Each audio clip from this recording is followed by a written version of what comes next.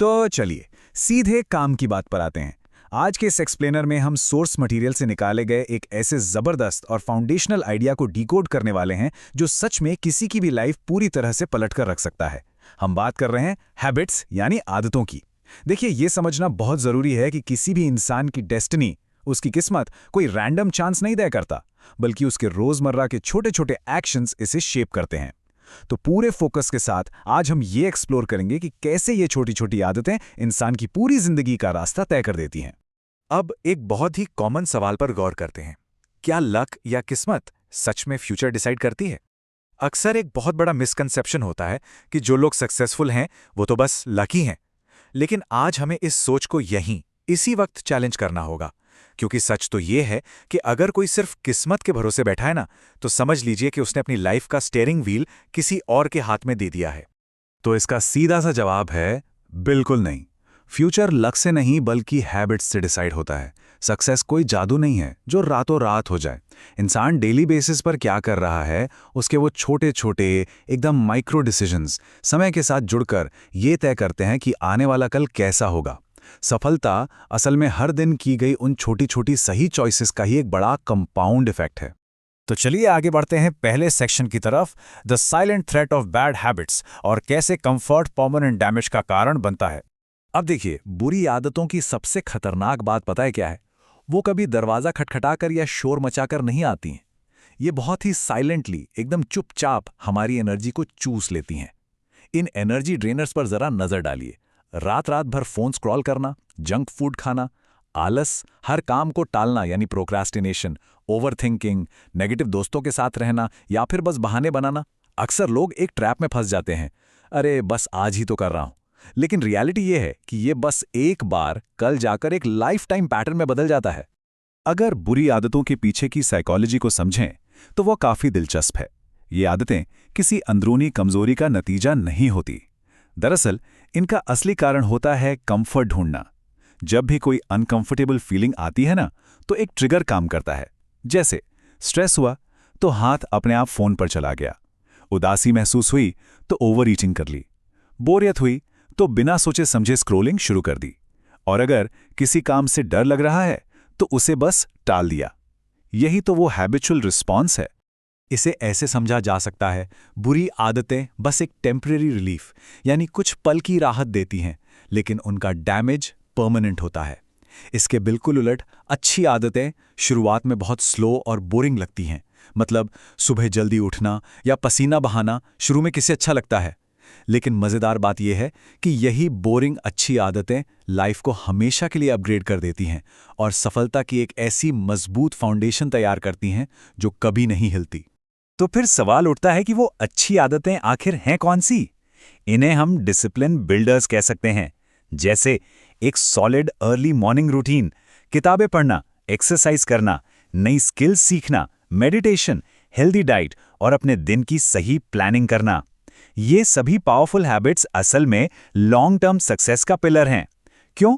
क्योंकि ये हमें दुनिया की सबसे जरूरी चीज सिखाती हैं, और वो है डिसिप्लिन।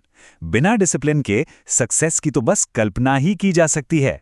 अब आते हैं दूसरे सेक्शन पर, हैबिट चेंज का सीक्रेट, जहां मोटिवेशन नहीं सिस्टम काम करता है। अक्सर हमें लगता है कि अपनी आदतें बदलने के लिए ना बहुत सारे मोटिवेशन की जरूरत होती है, एकदम हाई एनर्जी चाहिए। लेकिन सच बताऊं, मोटिवेशन बहुत जल्दी फुस हो जाता है। रियलिटी यह है कि हैबिट चेंज का असली सीक्रेट मोटिवेशन नहीं बल्कि एक तगड़ा सिस्टम है। अपना एनवायरनमेंट चेंज करना सबसे ज्यादा जरूरी है। सोचिए, अगर फोन बेड के ठीक बगल में रखा है तो क्या स्क्रोलिंग रोकना मुमकिन है? बिल्कुल नहीं। अगर फ्रिज में जंक फूड भरा है तो डाइट का फेल होना तो तय है। इसीलिए अल्टीमेट रूल बहुत ही सिंपल है, अपने आसपास से टेम्पटेशन को पूरी तरह जड़ से खत्म कर देना चाहिए। अब बात करते हैं तीसरे सेक्शन की, द फॉर्मूला 21 डेज रिप्लेसमेंट और रूटीन को रीवायर करना। हैबिट फॉर्मेशन के इस टाइमलाइन को समझना बहुत प्रैक्टिकल और काम की चीज है। अगर कोई भी नई हैबिट बनानी है तो 21 दिन का डिसिप्लिन फॉलो करना होता है। देखिए, पॉइंट 1, पहले 7 दिन ये बहुत टफ होंगे, दिमाग पूरी तरह से रेजिस्ट करेगा। पॉइंट 2, अगले 7 दिन, यहां आकर रूटीन थोड़ा थोड़ा आसान लगने लगेगा। और फिर आता है पॉइंट 3, आखिरी के 7 दिन। इन दिनों में ये एक परमानेंट रूटीन बन चुका होगा। और जैसे ही कोई हैबिट इस रूटीन फेज में पहुंच जाती है ना, तो मानकर चलिए कि लाइफ एकदम ऑटो पायलट मोड में पॉजिटिव तरीके से चेंज होने लगती है। यहाँ एक बहुत ही क्रूशियल, एक बहुत गहरी साइकोलॉजिकल इंसाइट सामने आती है। बुरी आदतों को सिर्फ रोका नहीं जा सकता, उन्हें रिप्लेस करना पड़ता है। ये बहुत ज़रूरी पॉइंट है। अगर कोई ये सोचे कि वो बस आज से कोई पर्टिकुलर बुरी आदत छोड़ देगा, तो दिमाग में खालीपन आ जाता है, और वो खाली दिमाग, जिसे हम शैतान का घर कहते हैं, वो बहुत ही जल्द उसी पुरानी आदत को वापस खींच लाता है। तो इस बदलाव को स्ट्रैटेजिक तरीके से कैसे किया जाए, इसके कुछ बहुत ही कंक्रीट एग्जाम्पल्स देखते हैं। पुरानी हैबिट स्क्रोलिंग को रीडिंग से आसानी से रिप्लेस किया जा सकता है। देर रात तक जागने की आदत को एक फ्रेश अर्ली मॉर्निंग रूटीन में बदला जा सकता है। जंक फूड की जगह जानबूझकर हेल्दी फूड चुनना एक बेहतरीन स्वैप है। और ओवर थिंकिंग की जो लूप होती है ना, उसे तोड़ने के लिए अपने विचारों को जर्नलिंग के जरिए पेपर पर उतारा जा सकता है। नेगेटिव एक्शंस को इस तरह से पॉजिटिव एक्शन से स्वैप करना ही असली गेम चेंजर है। चलिए शिफ्ट करते हैं सेक्शन 4 पर, छोटे कदमों की ताकत, माइक्रो एफर्ट्स और मैक्रो रिजल्ट्स। याद रखिए, लाइफ में बड़े बदलाव लाने के लिए एक ही दिन में पहाड़ नहीं तोड़ना होता। सारा गेम कंपाउंडिंग इफेक्ट का है। अगर ट्रांसफॉर्मेशन चाहिए तो ये बहुत ही छोटे छोटे स्टेप्स लिए जा सकते हैं। स्टेप 1, रोज किताब के सिर्फ 10 पन्ने पढ़ना। स्टेप 2, रोज सिर्फ 20 मिनट की वॉक करना। स्टेप 3, अपनी पसंद की कोई नई स्किल रोज 1 घंटे के लिए सीखना। और स्टेप 4, रोज सिर्फ 10 मिनट के लिए शांति से बैठकर मेडिटेट करना। ये डेली रूटीन सुनने में इस वक्त शायद बहुत मामूली लगे, लेकिन सच मानिए, यही वो छोटे स्टेप्स हैं जो आपस में जुड़कर एक मैसिव, एकदम जादुई ट्रांसफॉर्मेशन लाते हैं। सिर्फ 6 महीने।